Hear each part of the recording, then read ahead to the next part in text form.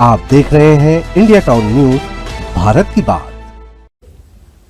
नमस्कार, जय जोहार। आप देख रहे हैं इंडिया टाउन न्यूज और मैं हूं आपके साथ गीतांजलि मिश्रा। स्वागत है आज के हमारे खास बुलेटिन राजधानी सरकारधानी में, जहां हम आपको छत्तीसगढ़ की महत्वपूर्ण खबरों से रूबरू कराएंगे। तो चलिए बुलेटिन की शुरुआत करते हैं, लेकिन उससे पहले एक नजर आज की हेडलाइंस पर। विधानसभा का शीतकालीन सत्र 14 दिसंबर से, स्पीकर डॉक्टर रमन सिंह ने दी प्रतिक्रिया।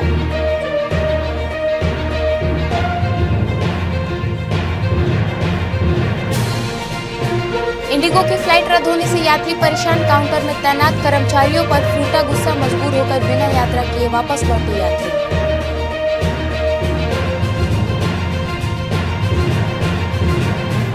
महासमुंद जिले में इन दिनों धान के अवैध परिवहन और भंडार पर जिला प्रशासन की कड़ी निगरानी जारी है।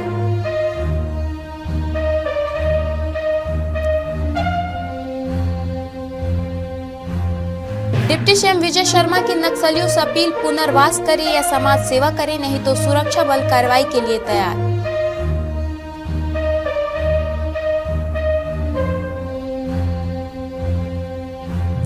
तीन सरकारी राशन दुकानें निलंबित, अनियमितता पाए जाने पर एसडीएम ने की कार्रवाई, नहीं करवाया गया था उपभोक्ताओं का ई-केवाईसी।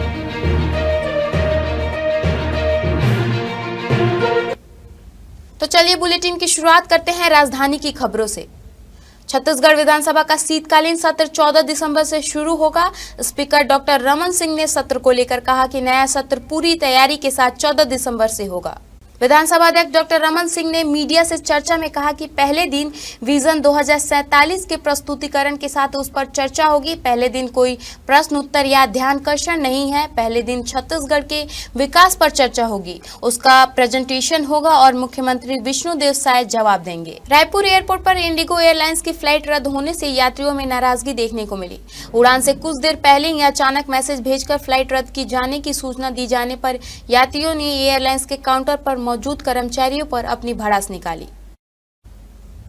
यात्रियों का कहना है कि ना तो कोई वैकल्पिक फ्लाइट दी गई, ना ही एकोमोडेशन या किसी तरह की सहायता दी गई। कई यात्री जो दिल्ली, मुंबई, इंदौर और हैदराबाद जाने वाले थे, उन्होंने भी नाराजगी जताई। शिकायत के बावजूद इंडिगो प्रबंधन की ओर से कोई स्पष्ट जवाब न मिलने पर कई लोग मजबूर होकर बिना यात्रा किए वापस लौट गए। जिले में इन दिनों धान के अवैध परिवहन और भंडारण पर जिला प्रशासन की कड़ी निगरानी जारी है। इस कार्रवाई के तहत बगबहरा विकासखंड ग्राम नरहा स्थित विशाखा राइस मिल में राजस्व विभाग, खाद्य विभाग और मंडी विभाग की संयुक्त टीम ने छापेमारी की गई। छापेमारी के दौरान टीम ने मिल के गोदाम में रखे धान का भौतिक सत्यापन किया। जांच में 441 कट्टा अतिशेष धान बरामद किए गए, जिसके अवैध दस्तावेज उपलब्ध नहीं थे। अधिकारियों ने मौके पर पंचनामा तैयार कर आगे की कार्रवाई शुरू कर दी है। दरअसल उड़ीसा की सीमा से लगे क्षेत्रों में लंबे समय से उड़ीसा से धान के अवैध परिवहनों की शिकायत मिल रही थी। ऐसे मामले पर रोक लगाने के लिए महासमुंद कलेक्टर ने हाल ही में अंतर्राज्यीय सीमा में जांच चौकने में विशेष निगरानी रखने और संदिग्ध वाहनों का सख्ती से जांच करने के निर्देश जारी किए हैं। मुठभेड़ में पीएलजी कंपनी नंबर 2 के कमांडर मोडियम वेला सहित 18 माओवादियों के ढेर होने के बाद उप मुख्यमंत्री विजय शर्मा ने एक बार फिर नक्सलियों से हथियार छोड़ने की अपील की है। उन्होंने कहा कि आप आए, पुनर्वास करें, आप हथियार छोड़े और उसके बाद अपने विचारों के आधार पर संवैधानिक दायरे के अंतर्गत जनता के कल्याण के लिए आप अपना मार्ग भी चुन सकते हैं। गृह मंत्री शर्मा ने कहा कि मैं इस बात को दोहराता हूं कि बस्तर में जितने भी लोग हैं, इन सभी से मेरी अपील है कि आप आएं, पुनर्वास करें, आप हथियार छोड़ें और उसके बाद अपने विचारों के आधार पर संवैधानिक दायरे के अंतर्गत जनता के कल्याण के लिए आप अपना मार्ग भी चुन सकते हैं। आप विभिन्न माध्यमों से समाज की सेवा कर सकते हैं और आप यह जरूर करें। इसके लिए कोई रुकावट नहीं है, परंतु इससे पहले मुख्य धारा में आना आवश्यक है। अगर ऐसा नहीं होता है तो सशस्त्र बल हमारे जवान की भुजाओं की ताकत कथाएं लिखने के लिए तैयार है। सरकारी राशन दुकानों में उपभोक्ताओं को समय पर खाद्यान्न उपलब्ध नहीं कराने में ई-केवाईसी सहित अन्य अनियमितताओं पर प्रशासन ने बड़ी कार्रवाई की है। एसडीएम ने कोटा के पुड्डू और मिट्ठू नवगांवा तखतपुर क्षेत्र की जरौधा शासकीय उच्च मूल्य दुकानों को निलंबित कर दिया है। दरअसल पुड्डू में दुकान संचालक ने उपभोक्ताओं को ई-केवाईसी नहीं कराया था, अक्टूबर माह का डीडी जमा नहीं किया और धान खरीद के लिए आवश्यक पीडीएस बरदाना भी उपलब्ध नहीं कराया था, जिसके चलते दुकान को तत्काल प्रभाव से निलंबित किया गया। मिट्ठू, नवगांवा और जरौधा की दुकानों में भी लापरवाही सामने आई है। दोनों दुकानों ने 15 नवंबर का खाद्यान्न वितरण कार्य पूरा नहीं किया था। साथ ही उपभोक्ताओं के केवाईसी अद्यतन करने में उदासीनता बरती गई थी। निर्धारित समय सीमा में कार्य नहीं करने और बार बार निर्देशों के बाद भी सुधार नहीं लाए जाने पर एसडीएम ने दोनों दुकानों के खिलाफ निलंबन की कार्रवाई की। वक्त हो चुका है एक छोटे से ब्रेक का, बने रहिए इंडिया टाउन न्यूज के साथ। दर्द दुनिया नहीं देख पाती है। दाग, मुहासे, झाइयाँ सब आपके आत्मविश्वास को कम कर देता है, पर अब नहीं, क्योंकि Rukhsana glow and fair face pack जो दे आपकी स्किन को वो प्यार जो सिर्फ प्रकृति दे सकती है। हर लेयर को साफ करे, हर दाग को करे हल्का और आपकी मुस्कान फिर से लौटाए। Because you deserve to glow naturally.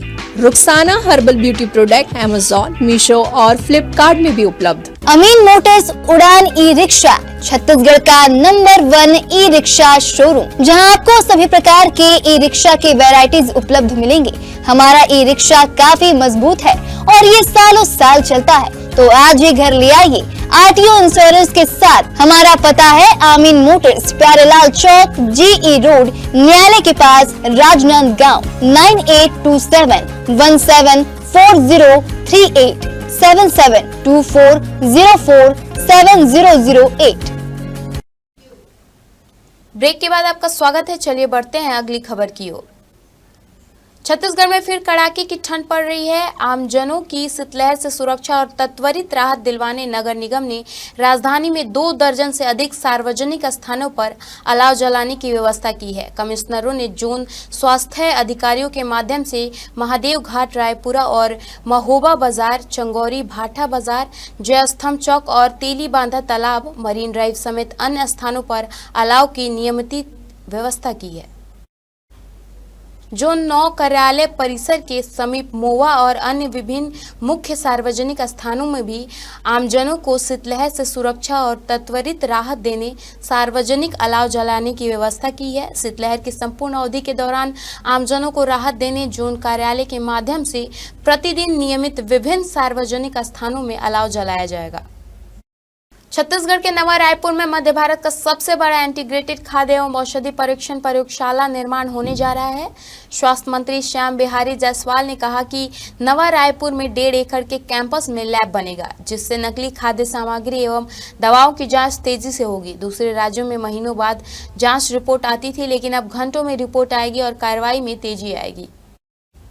मंत्री जायसवाल ने कहा कि मुख्य बजट 2025-26 की एक और बड़ी घोषणा पूरी हो गई है। लैब निर्माण के लिए 46.49 करोड़ की प्रशासकीय स्वीकृति मिल गई है। मशीन लगातार लैब बनाने के लिए 100 करोड़ पर खर्च आए जाएंगे। इस सुविधा के बाद दूसरे राज्यों पर छत्तीसगढ़ की निर्भरता खत्म होगी।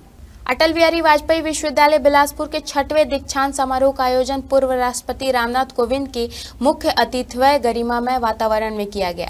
कार्यक्रम की अध्यक्षता राज्यपाल रमेन डेका ने की। अति वरिष्ठ अतिथि के तौर पर मुख्यमंत्री विष्णुदेव साय, विशिष्ट अतिथि उप मुख्यमंत्री अरुण साव एवं उच्च शिक्षा मंत्री टंकराम वर्मा शामिल हुए। समारोह में 64 शोधार्थियों को शोध उपाधि, 92 को गोल्ड मेडल एवं स्नातकोत्तर उपाधि दी गई। विश्वविद्यालय के दीक्षांत समारोह के मुख्य अतिथि एवं पूर्व राष्ट्रपति रामनाथ कोविंद ने स्नातक छात्रों को उनके उज्जवल भविष्य के लिए हार्दिक शुभकामनाएं दी और राष्ट्र निर्माण में सक्रिय योगदान देने का आह्वान किया। उन्होंने युवा पीढ़ी की ऊर्जा और आत्मविश्वास की सराहना करते हुए कहा कि भारत आज दुनिया की तेजी से बढ़ती अर्थव्यवस्थाओं में अग्रणी है और वर्तमान युवा इसका ऐतिहासिक साक्षी और भागीदार है। उन्होंने कहा कि विश्वविद्यालय से स्नातक होना शिक्षा की पूर्णता नहीं है, बल्कि 21वीं सदी में सफलता के लिए निरंतर सीखना, कौशल निखारना और आत्मविश्वास अनिवार्य है। झारखंड में 38 करोड़ रुपए के शराब घोटाले में मामले में ईडी ने एसीबी के दर्ज एफआईआर के आधार पर ईसीआईआर के दर्ज की है। ईसीआईआर दर्ज करने के तुरंत बाद ईडी ने रांची में स्पेशल पीएमएलए कोर्ट में याचिका दायर की। कोर्ट ने आरोपियों से जेल में पूछताछ की इजाजत दे दी है। झारखंड ईडी की टीम ने जल्द ही छत्तीसगढ़ आएगी ताकि अनिल टूटेजा, अनवर ढेबर, अरुणपति त्रिपाठी और अन्य आरोपियों के बयान दर्ज कर सके। इन्होंने छत्तीसगढ़ शराब घोटाले के मास्टरमाइंड माना जाता है। बताया जाता है कि पूछताछ के बाद कुछ नए खुलासे हो सकते हैं। दरअसल रांची के अरगोड़ा निवासी विकास सिंह ने झारखंड एसीबी से शिकायत की थी। विकास सिंह ने आरोप लगाया था कि छत्तीसगढ़ के आबकारी से जुड़े अधिकारी और व्यवसायियों ने मिलकर शराब घोटाले के जरिए झारखंड सरकार को अरबों रुपए का नुकसान पहुंचाया है। छत्तीसगढ़ माध्यमिक शिक्षा मंडल की तरफ से कक्षा 10वीं और 12वीं की बोर्ड परीक्षा 2025 के लिए फॉर्म भरने की प्रक्रिया पूरी कर ली गई है। इस बार पंजीयन में दिलचस्प बदलाव देखने को मिला है। 10वीं में छात्रों की संख्या घट गई है, जबकि 12वीं में विद्यार्थियों की संख्या बढ़ी है। पिछले साल की तुलना में 10वीं के विद्यार्थी 12वीं से कुल 11,478 कम हो गए हैं। मंडल ने परीक्षा में तैयारी शुरू कर दी है। दोनों कक्षाओं में प्रैक्टिकल परीक्षा 1 जनवरी से आयोजित की जाएगी। नई शिक्षा नीति के अनुरूप लगभग 10 साल बाद ब्लूप्रिंट में बड़ा बदलाव किया गया है। इस बार की परीक्षाएं नए पैटर्न पर आधारित होंगी। नए ब्लूप्रिंट के हिसाब से इस बार एग्जाम में हर विषय में 5 बहुविकल्पीय प्रश्न, 5 अति लघु उत्तरीय प्रश्न, कक्षा 11वीं 12वीं में प्रोजेक्ट वर्क अनिवार्य है। वहीं पहले 100 अंक की परीक्षा होती थी। अब नए सिस्टम में 80 अंक सिद्धांत प्लस 20 अंक प्रोजेक्ट का होगा। हमारे खास बुलेटिन राजधानी सरकार धानी में फिलहाल इतना ही। देश प्रदेश की तमाम खबरों से अपडेट रहने के लिए बने रहिए इंडिया टाउन न्यूज के साथ। नमस्कार। आप देख रहे हैं इंडिया टाउन न्यूज, भारत की बात।